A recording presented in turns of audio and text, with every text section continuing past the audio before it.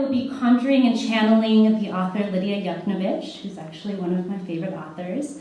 A lot of her work focuses on the visceral, the sensory, the guttural, how the body, and more specifically the female body, can be a place of trauma and destruction as much as it is a place of redemption and creation. So I'm just going to read you a few paragraphs from her memoir, Chronology of Water. The day my daughter was stillborn, after I held the future pink and rose-lipped in my shivering arms, lifeless tender, covering her face in tears and kisses, after they handed my dead girl to my sister who kissed her, then to my first husband who kissed her, then to my mother who could not bear to hold her, then out of the hospital room door, tiny, lifeless, swaddled thing, the nurse gave me tranquilizers and a soap and sponge. She guided me to a special shower. The shower had a chair and the spray came down lightly, warm. She said, "That feels good, doesn't it? The water." She said, "You're still bleeding quite a bit. Just let it." Ripped from vagina to rectum, sewn closed, falling water on a body. I sat on the stool and closed the little plastic curtain. I could hear her humming. I bled. I cried, I peed and vomited. I became water. Finally, she had to come back inside and save me from drowning in there. It was a joke. It made me smile. Little tragedies are difficult to keep straight. They swell and dive in and out between great sinkholes of the brain. It's hard to know what to think of a life when you find yourself knee-deep. You want to climb out. You want to explain how there must be some mistake. You, the swimmer, after all. And then you see the waves without pattern scooping up everyone, throwing them around like so many floating heads. And you can only laugh and you're sobbing at all the silly head bobbers. Laughter can shake you from the delirium of grief. When we first found out the life in me was dead, I was told the best thing to do was deliver vaginally anyway. It would keep my body as strong and healthy for the future as possible. My womb, my uterus, my vaginal canal. Since I had been struck dumb with grief, I did what they said. And the piece I will be reading tonight is titled The Journey of, and it's a prose poem that's a dissection of a word that becomes magnified and warped, and through this I kind of delve into my own complicated history and experience with self-harm.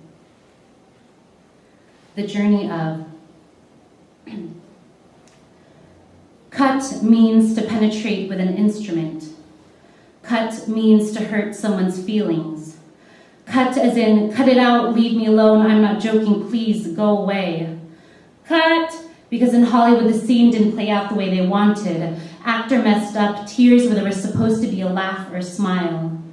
Cut like what a surgeon does with her scalpel and skillful hands, past skin, into the body, deep into dark parts where light doesn't hit into us.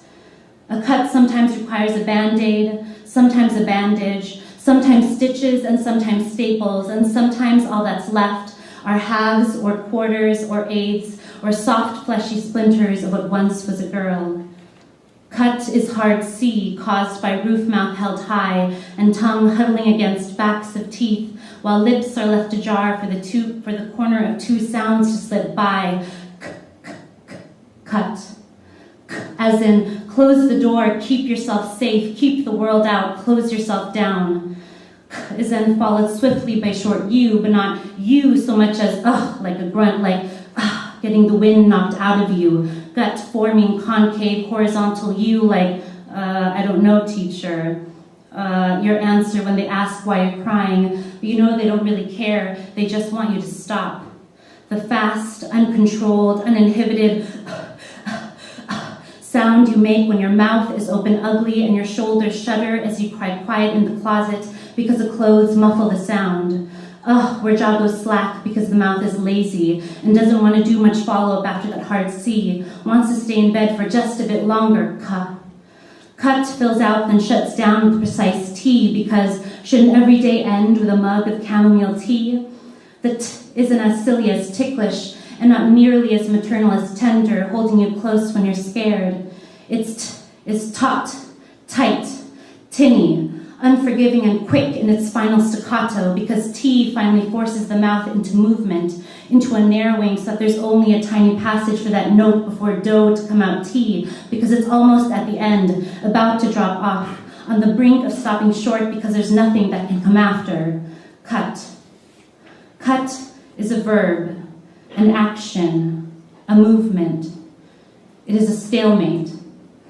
Cut is a noun, a thing, a place, a person, my person, on my person, in my person. Cut is a word short and sweet, but more bitter than sweet, though sometimes very, very sweet. A word that's best left unspoken, cut.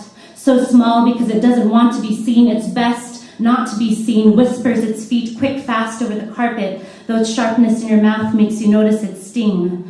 Cut is a beginning and it is an end. It is the middle, a long, expansive middle, a desert where nothing can be seen for miles in either direction. Cut is a word, just a word, can become more than a word, can become a world, becomes my world, transforms my world so I can live in my world. The cut can be small. Inhale of a door slivering open, the skin barely giving way to metal, the metal not insisting to be let in, the intention of my hand still shaky. Or it can be wider, skin slightly torn, coming up in small white jags, ocean wave crest, bloodless gas. Then deeper, the push of my hand, of my fingers, of my metal into my skin, because my body is only so big, my emotions ever expanding, ever multiplying, and if I don't get them out, they will consume me. They've done it before, they will do it again, and deeper, and again, and again, and again. My skin brightened with bursts of latitudes and longitudes.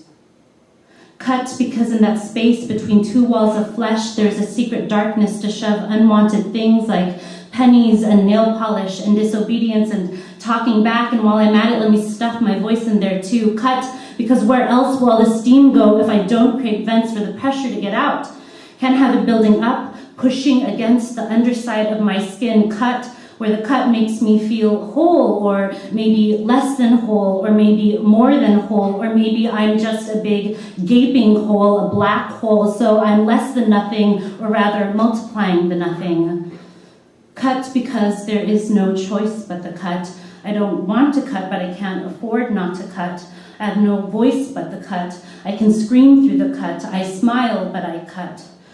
Cut because I can cut. I start to feel proud in that cut. I think there's strength in that cut because the only control I have is the cut. And when I cut myself and I cut them.